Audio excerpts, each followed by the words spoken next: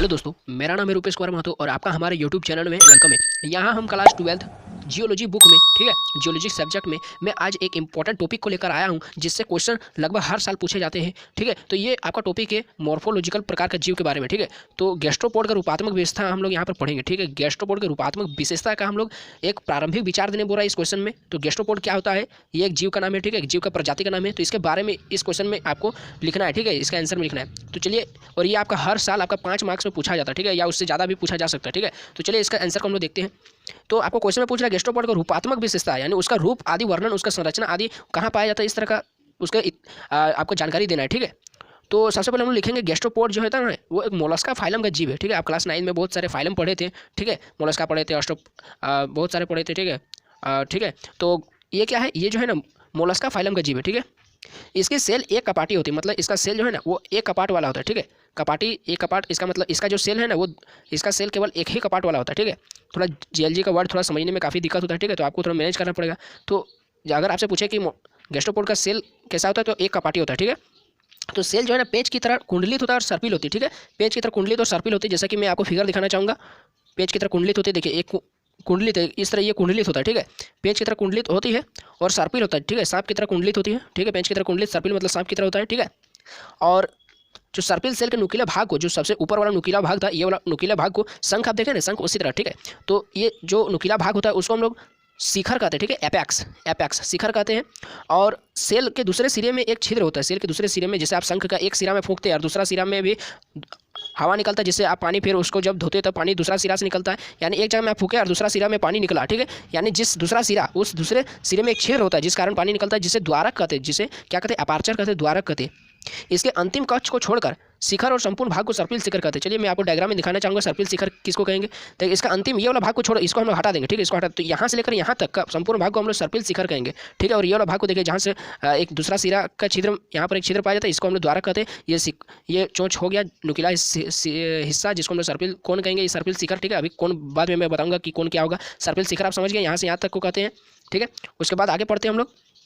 ठीक है, इतना आपको लिखना पड़ेगा। ठीक है, सेल के दूसरे सिरे में एक छिद्र होता है जिसे द्वारक कहते हैं, अपार्चर कहते हैं, ये हो गया। इसके अंतिम कक्ष को छोड़कर शिखर, ये भी हो गया, सर्पिल शिखर कहते हैं। संपूर्ण भाग को शिखर, संपूर्ण भाग को सर्पिल शिखर कहते हैं।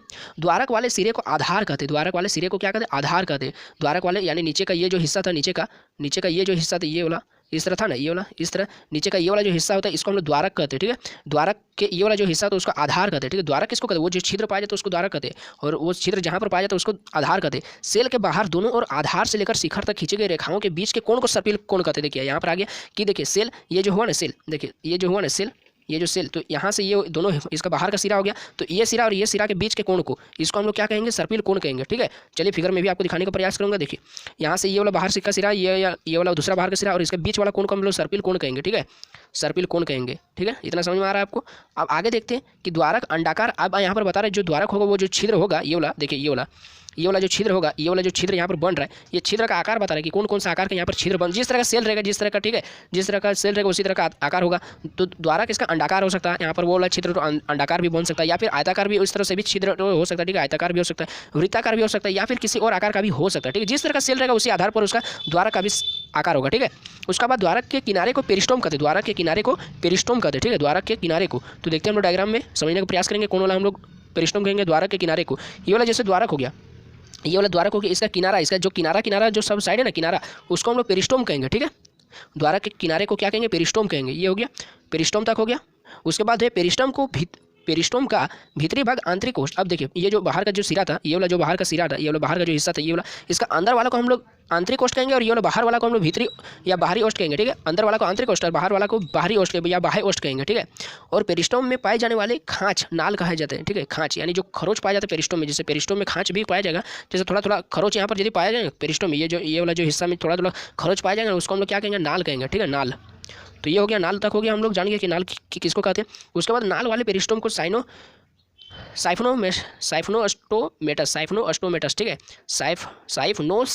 साइफोनोस्टोमेटस कहते हैं। ठीक है, नाल वाले पेरिस्टोम को, जिसमें नाल, देखिए जिस सेल के द्वारक में पेरिस्टोम में नाल पाया जाएगा, नाल मतलब खरोच पाया जाएगा, तो उसको हम लोग साइफोनोमेस्टोस कहते हैं। यानी मेस्टो, देखिए इसमें पेरिस्टोम वर्ड भी आ रहा है। पेरिस्टोम मतलब वो जो बाहर का हिस्सा होता है उसको पेरिस्टोम कहते हैं ना, द्वारक का।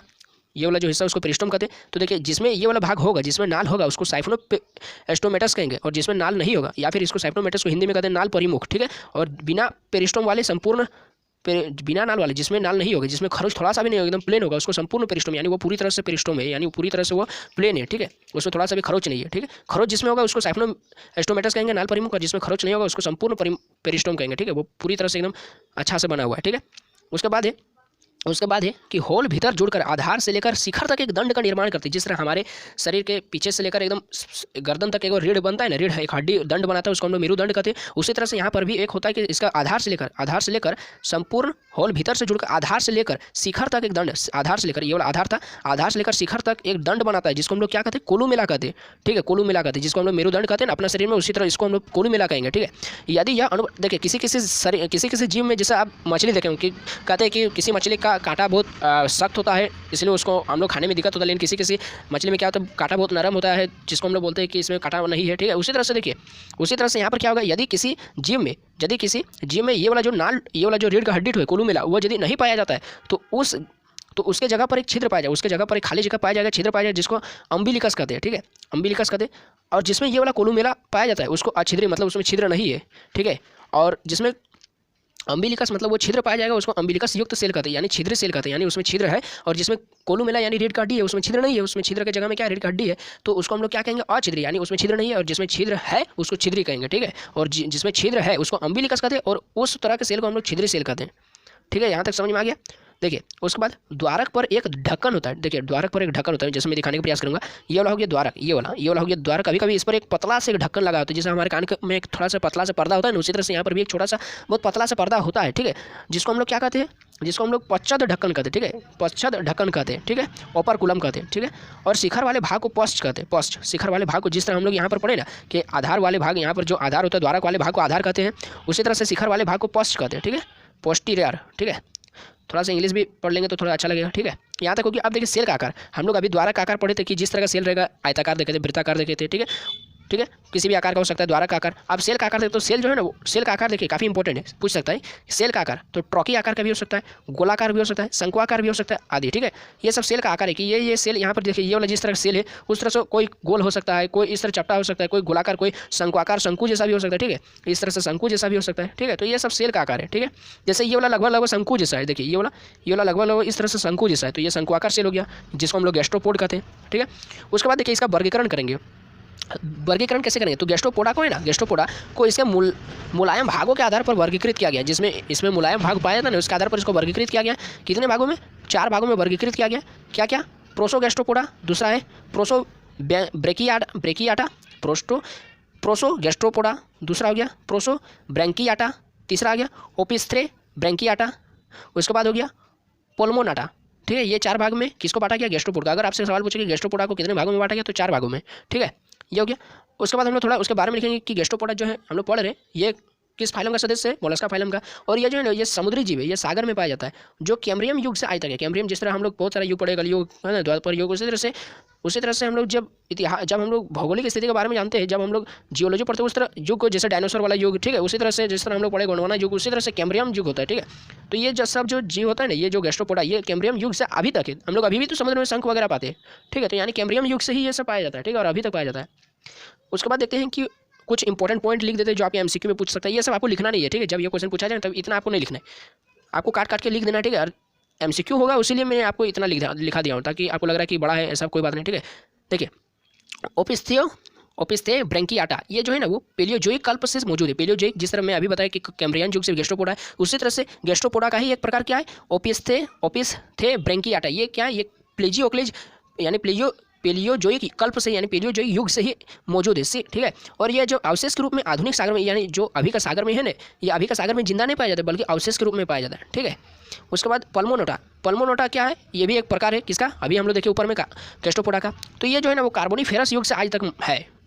ये वाला अभी हम लोग पढ़े ओपिस्थे ब्रैंकियाटा, ये कब से पाया जाता है, ये पेलियोजोइक युग से पाया जाता है। और ये वाला पल्मोनोटा कब से पाया जाता है, ये कार्बोनिफेरस युग से पाया जाता है, ठीक है। इसलिए इंपॉर्टेंट पॉइंट को मैंने यहाँ पर लिखा था कि आपको याद रहे, ठीक है।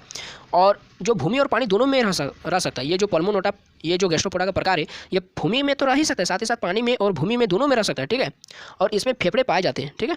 और फाइसा लिग्निसा नार्बिस, प्लेनार्बिस, हेविल्स इसके उदाहरण, ठीक है। थोड़ा नाम सब पढ़ने में थोड़ा कठिनाई हो रही है, ठीक है। तो 2-4 बार जब इसको आप रीडिंग करेंगे तो नाम सब भी आपका याद हो जाएगा, ठीक है। फाइसा हो गया, लिग्निसा हो गया, प्लेनार्बिस हो गया, हेविल्स हो गया, इसके उदाहरण है किसके, पल्मोनोटा के, ठीक है। अब हम लोग भूमि के इतिहास पढ़ेंगे, भूमि के इतिहास की इसके इतिहास के बारे में हम लोग पढ़ेंगे, ठीक है। तो यह जो जीव है गैस्ट्रोपोडा, ये अलवन जल भूमि पर भी पाया जाता है। जैसे अभी हम लोग पल्मोनोटा पढ़े वो भूमि और जल दोनों में पाया जाता है। तो इसी तरह से भूमि के इतिहास में हम लोग पढ़ रहे हैं कि ये जो गैस्ट्रोपोडा जीव है, गैस्ट्रोपोडा जो समुदाय का जीव है, ये अलवन जल यानी जिसमें लवण नहीं है, यानी जिसमें नमक नहीं पाया जाता है, यानी मीठा जल, साफ साफ कहा जाए तो मीठा जल है ना, और भूमि पर भी पाया जाता है, ठीक है। और अगर फिर देखा जाए तो इसके अलावा ये जो है ना छिछले जल में भी पाया जाता है। छिछले जल थोड़ा जो धुंधला जिसमें, ठीक है ना, लवण युक्त जल, छिछले जल गहराई जिसमें समुद्री, ठीक है, समुद्र में, गहरा समुद्र में भी पाया जाता है, ठीक है। और यह जीव जो है ना वो गर्म जलवायु में अधिक पाया जाता है, गर्म जलवायु में, ठीक है, गर्म जलवायु में अधिक पाया जाता है गैस्ट्रोपोडा जीव। जैसे इसका कुछ उदाहरण देखते हैं कि वेल्ड्रोफोन, प्लूरोटोमेरिया, यूलोम्पस, लैक्सोनेमा, नाटोकॉप्सिन, केयुलस आदि इसके उदाहरण है, ठीक है। थोड़ा नाम सब कठिन है। वेल्ड्रोफोन, प्लूरोटोमेरिया, यूलोम्पस, लैक्सोनेमा, नाटाकॉप्सिन, केयुलस आदि इसके उदाहरण है, ठीक है, गैस्ट्रोपोडा जीव का उदाहरण है, ठीक है। उसके बाद हम लोग एक और इंपॉर्टेंट देखते हैं, साइफोनोमेस्टोस। अभी हम लोग ऊपर में पढ़े थे साइफोनोमेस्टोस यानी पेरिस्टोम, तो जिसमें नाल पाया जाता है यानी जिसमें खरोच पाया जाता है, जिसके पेरिस्टोम में, उसको हम लोग साइफोनोपेरिस्टोम कहते थे, नाल युक्त, ठीक है। तो यह जीव जो है ना मध्यजीवी काल से पाया जाने लगा है और क्रिटेसस में अधिक थे। क्रिटेसस जब युग था उसमें ये साइफोनोमेस्टोस अधिक पाए जाते थे और ये मध्यजीवी काल से ही पाया जाता है, ठीक है। और इसके उदाहरण में अगर आप देखा जाए तो ट्रोकस नाटिका हो जाएगा, ट्यूरिटिला हो जाएगा, सेरिथियम हो जाएगा, सोलारियम इत्यादि इसका किसका उदाहरण हो गया, साइफोनोमेस्टोस, यानी ये सब में नाल पाया जाता है, ठीक है, यानी खरोच पाया जाता है पेरिस्टोम में, ठीक है। उसके बाद हम लोग देखते हैं ये वाला लास्ट टॉपिक है, ठीक है, यही वाला मतलब लास्ट पॉइंट है, बस खत्म हो जाएगा ये वाला। तो ये वाला देखिए आपको हर क्वेश्चन में लिखना ही है कि कुछ प्रमुख गैस्ट्रोपोड, तो हम लोग उसके बाद कोई एक और भी प्रकार पढ़ेंगे, उसमें भी कुछ लिखेंगे, ठीक है। कुछ प्रमुख गैस्ट्रोपोड हम लोग पढ़ रहे हैं इसलिए यहाँ पर गैस्ट्रोपोड, कुछ प्रमुख गैस्ट्रोपोड। तो उसके बाद हम लोग देख रहे हैं कि ये सब जो इधर लिखा है ना, ये सेल के बारे में लिखा है कि किस किस प्रकार का सेल यहाँ पर होगा, ठीक है, यानी कौन कौन सा सेल होगा, और ये सेल का साइज बता रहा है, आकार बता रहा है, ये अम्बिलिकस यानी कोलुमेला यानी रीढ़ की हड्डी उसमें पाया जाता है कि नहीं, और वो कब से पाया जाता है ये सब बता रहा है, तो ये सब लिखना जरूरी है, ठीक है। जैसे हम सेल ले लेते हैं, जैसे ये सब क्या है, गैस्ट्रोपोडा का ही प्रकार है, ठीक है। जैसे प्लूरोटोमेरिया, ये जो गैस्ट्रोपोडा प्रकार का जीव है, इसमें जो सेल होता है वो ट्रोकी आकार का होता है, शंकु आकार भी हो सकता है, गोलाकार भी हो सकता है, ठीक है, ठीक है।